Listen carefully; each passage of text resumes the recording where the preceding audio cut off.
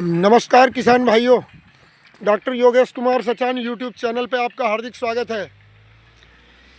यह यूकेलिप्टस की plantation clone P2023 पिछले साल मई के महीने में कराई गई थी और ये अभी मार्च का महीना चल रहा है। आज 18 मार्च है जब वीडियो बना रहे हैं। और इसके साथ फसल गेहूँ करी गई है। तो गेहूँ तो बहुत शानदार नहीं कहा जा सकता, फिर भी ठीक है। और ये देखो, और 1 साल अभी पूरा नहीं हुआ, मई में 1 साल होगा। तो 9 इंच गोलाई हो गई इसकी गर्थ। ये अंगूठे से अपने हाथ से ही पकड़ के दिखा रहे हैं, बिल्कुल 9 इंच, 9 इंच तक की गोलाई और 25 फीट हाइट। और P23 की यही खूबी कि मोटाई लेके चलता है, पेड़ झुकता नहीं है। और इस समय 2:30 बजे का वक्त है, 18 मार्च 2025। तो देख रहे हो पेड़ बिल्कुल साफ सीधे, हवा चल रही, पछुआ हवा, मौसम खुला है। ये जानवरों का पानी लगाया गया, थोड़ा लेट हवा चल गई तो गेहूं गिरा दिख रहा होगा कहीं कहीं।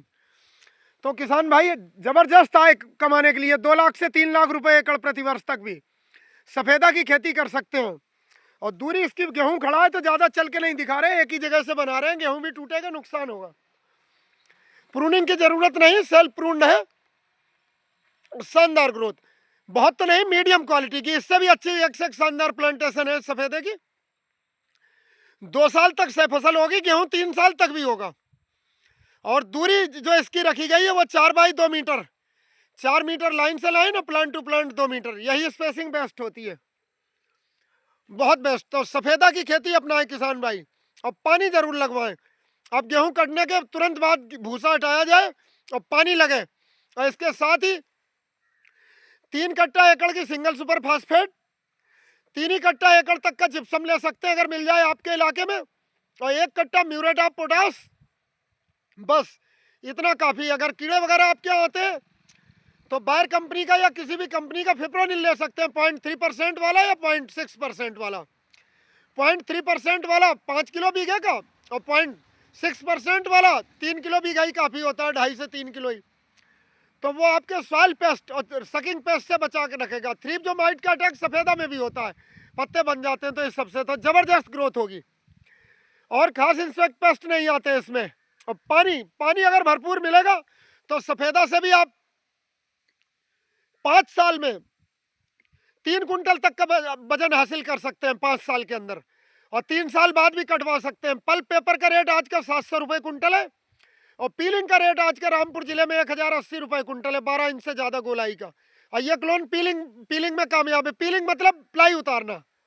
पीलिंग प्लांट रामपुर में बहुत ज़्यादा है, हर दिन नए लग रहे हैं। मिलक तहसील में भी 20 से ज़्यादा पीलिंग प्लांट लगे नए अभी। तो ज़बरदस्त लकड़ी की डिमांड है। जो उसकी सैंटी होती है, पतली होती है, सैंटी के वुडन चिप्स काट के वो बॉयलर में जाती है बिकने।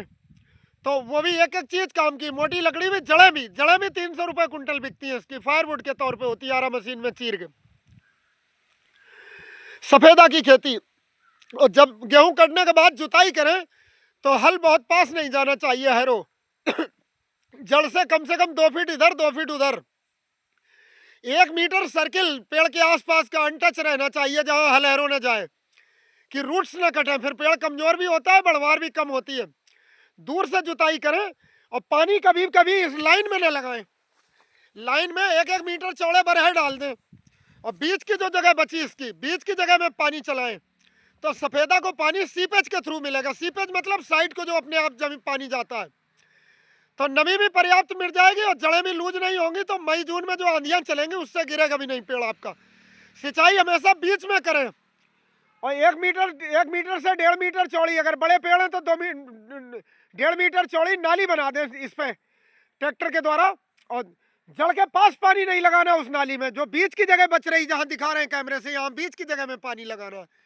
तो सफ़ेदा के पेड़ को, नीलगिरी के पेड़ को पानी सीपेज के थ्रू मिलेगा, जितनी जरूरत उतना ही। तो ग्रोथ भी जबरदस्त होती रहेगी, जल्दी तैयार होगा।